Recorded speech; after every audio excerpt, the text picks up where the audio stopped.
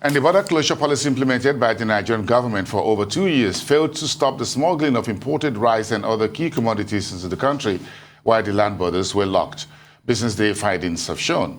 The federal government had in August of 2019 closed its 8 major land borders with neighboring West African countries to stem the smuggling of agricultural commodities.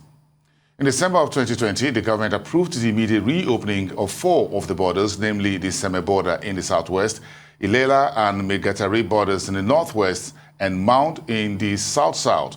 Last month, the government directed the Nigerian Customs Service to reopen 4 more borders: Idiroko in Ogun State, Jibia in Katsina State, Canberra in Kebbi State, and Ikon in Cross River State.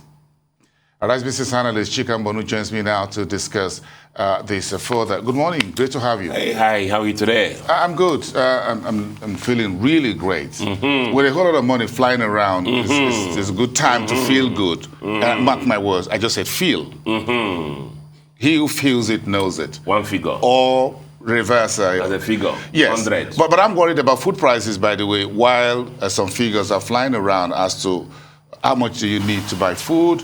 You know, smuggling and continue despite that land closure that we had over from 2019 to close to 3 years.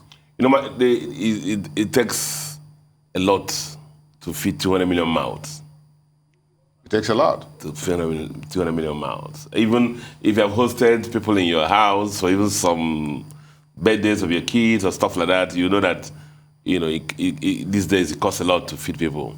And one of the issues that I raise constantly is this, that we know we have capacity for local production.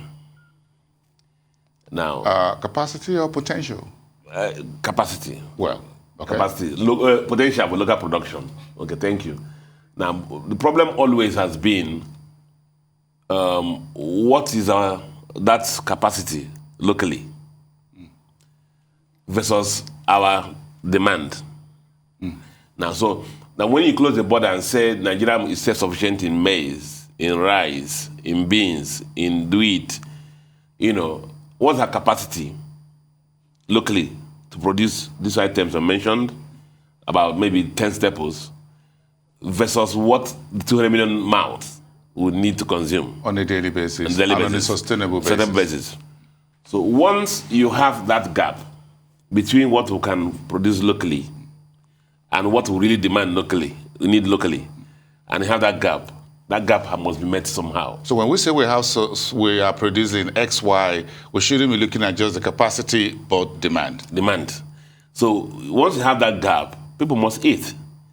And so what happens therefore is that gap between the supply and the demand must be met somehow. So even when the borders were closed, what happened subsequently, therefore, was that the smugglers found alternative but more expensive routes to bring in this products into Nigeria because the demand was there in Nigeria.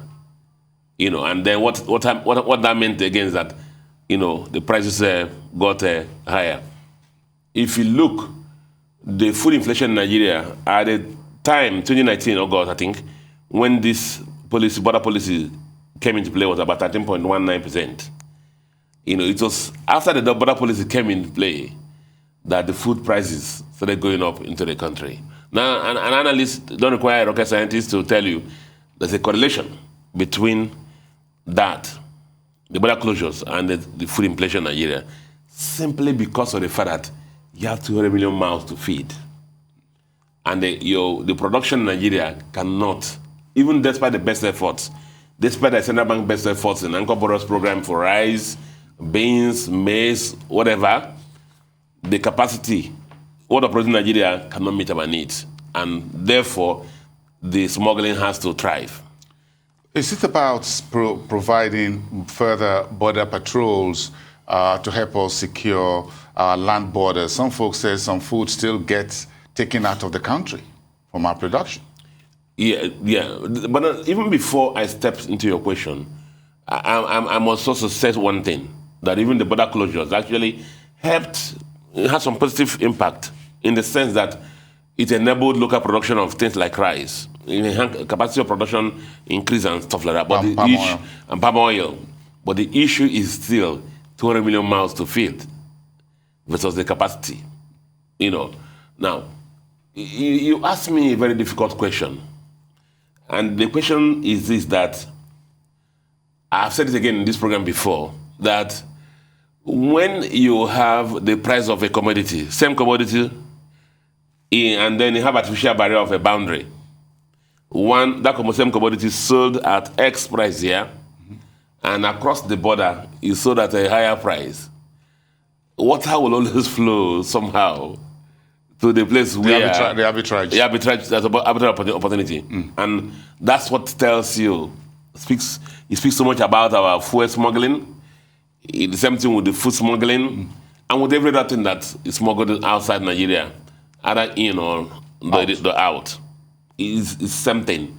So the issue, therefore, is how do you control that? Because the money is sweet. A lot of times, I don't want to be... the profit margin is sweet. And so a lot of people who should ordinarily participate in the control of this smuggling, do not do their work efficiently. Tend to look the other way. You're putting it more succinctly for me. The whiff of money. James Halley chess. The whiff of money. There's another big money on the streets right now, which is 200 billion naira on vehicle finance scheme.